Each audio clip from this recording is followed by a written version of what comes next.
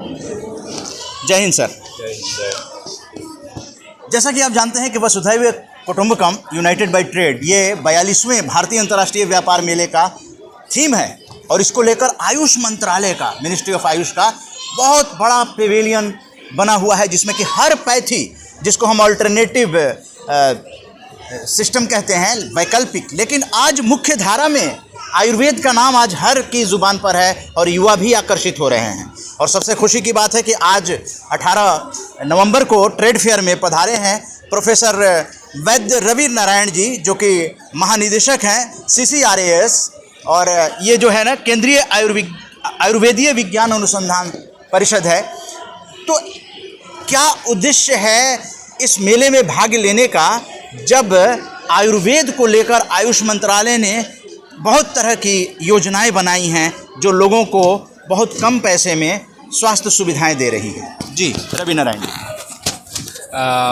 भारत सरकार का आयुष मंत्रालय, जो कि 2014 से अलग मंत्रालय का स्टेटस लिया है, अभी इसी साल अपना जो G20 के अंदर जो मेजर आपने जैसे बताया वसुधैव कुटुंबकम, जो हमारा थीम था G20 का, उसमें एक राष्ट्र एक स्वास्थ्य व्यवस्था और Ayurveda for one health, Ayurveda for one health, उसी थीम को लेके आगे चल रहा है। और इस जो मेले में हम टोटल आयुष को डिस्प्ले कर रहे हैं, आयुष का स्ट्रेंथ को डिस्प्ले कर रहे हैं, कैसे आयुष प्राथमिक चिकित्सा से लेके सार्वजनिक चिकित्सा सबके लिए, आयुर्वेद फॉर एनिमल्स, आयुर्वेद तो ह्यूमन के लिए है, जो आयुर्वेद शब्द आया है मनुष्य के लिए ही है, लेकिन हमारे पास पूर्वजों ने भी पूर्व काल में आयुर्वेद फॉर एलिफेंट, अश्व के लिए भी,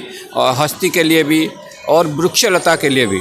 तो आयुर्वेद जो वसुधैव कुटुंबकम, आयुर्वेद का विचार है कि यत् पिंडे तत् ब्रह्मांडे, जो हम विश्व का रिप्रेजेंटेटिव है, हमारा रिप्रेजेंटेटिव विश्व है, विश्व में जो है एक मनुष्य का शरीर, उसको भी रिप्रेजेंट करता है। तो मनुष्य, ये सिर्फ नहीं कि हम बीमार पड़ गए और हमारा चिकित्सा हो जाएगा तो ठीक हो जाएगा, बट विश्व ठीक रहेगा, हर प्राणी ठीक रहेंगे, तब हम ठीक हो पाएंगे, तब हम भी ठीक रहेंगे। इस जो धारा, इस जो विचार को इसमें ज़्यादा करके बताया गया है। और हर सिस्टम में हमारा आयुर्वेद, जो कि आयुर्वेद, यूनानी, सिद्ध, होम्योपैथी, स्वरिपा, ये सब सिस्टम में जो हमारे स्ट्रेंथ है हम यहाँ डिस्प्ले कर रहे हैं। और पर्टिकुलरली इससे ना हम आहार को ज़्यादा इम्पोर्टेंस दे रखे हैं, जिसमें आहार एक अलग कंपोनेंट है, जो कि पथ्य, आयुर्वेद में उसको पथ्य बोला जाता है, यूनानी में भी है, सिद्ध में भी है और स्वरिपा में भी है, जो कि एक मनुष्य ठीक रहे, आहार विहार ठीक रहेगा तो निरोग रहेगा,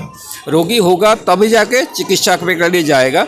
बट रोगी ना होने के लिए क्या करना है, कैसे करना है, ये सब चीज़ को ज़्यादा हम इम्पोर्टेंस दे रहे हैं। प्रोफेसर रवि नारायण जी, जो युवा हैं वो किस तरह से आकर्षित हो सकते हैं?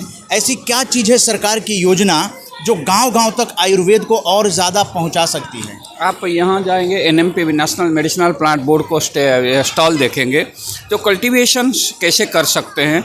मेडिसिनल प्लांट का जो एक युवा है वो अपना कैरियर प्लांट, क्योंकि ऑल जो भी पाती है आयुर्वेद में, आयुष सिस्टम में, सब 99% मेडिसिनल प्लांट बेस्ड है और उसका डिमांड दिन पे दिन बढ़ता जा रहा है। तो उसको कैसे कल्टीवेशन किया जाए, क्या उसका क्या क्या फैसिलिटीज़ है, क्या क्या स्कीम है, वो सब आप नेशनल मेडिसिनल प्लांट बोर्ड का यहाँ पे आपको मिल जाएगा। और जो प्राथमिक चिकित्सा में कैसे आहार क्या हुआ, यूनानी का आहार क्या है, सिद्ध का आहार क्या है, और हमारा नेशनल इंस्टीट्यूट ऑफ आयुर्वेद है, all India institute of Ayurveda है, और हमारा CCRAS जो ऑर्गेनाइजेशन है, यहाँ चिकित्सा के लिए भी हम लोग ने स्टॉल कर रखे हैं उसमें सब। जी हाँ।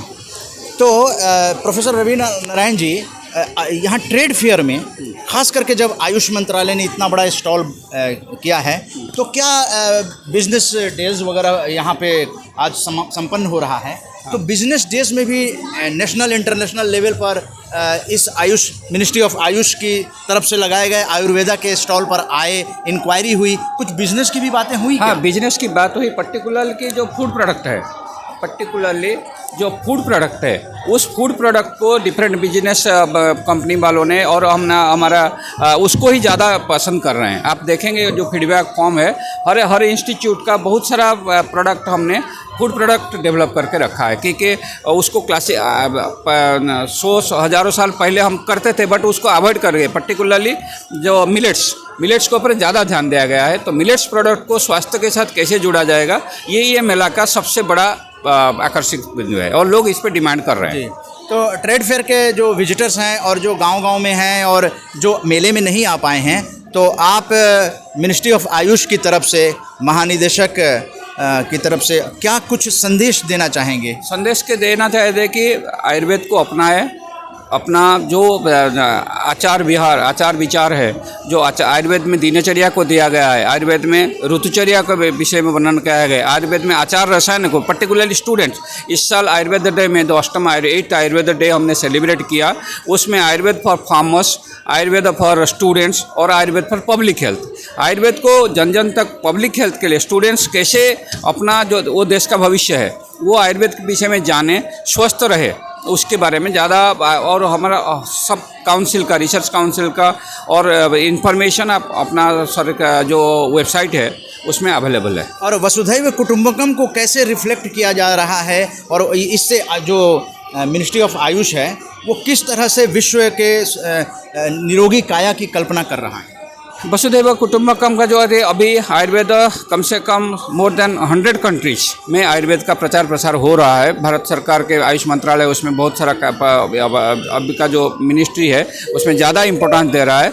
और GCTM जो global centre of traditional medicine पहली बार WHO का एक ऑर्गेनाइजेशन जो कि इंडिया में खुला, तो इसमें बहुत कुछ बढ़ सकता है इसमें। जी जी, बहुत बहुत धन्यवाद professor Ravi Narayan ji, DG CCRAS, केंद्रीय आयुर्वेदीय विज्ञान अनुसंधान परिषद, RJS पॉजिटिव मीडिया से बात करने के लिए। अंतिम सवाल ये, RJS के आज़ादी के अमृत महोत्सव की जो जन भागीदारी हो रही है, अमृतकाल का सकारात्मक भारत जो पुस्तक के रूप में पहला पार्ट आ चुका है, अगला 2024 के जनवरी महीने में आएगी।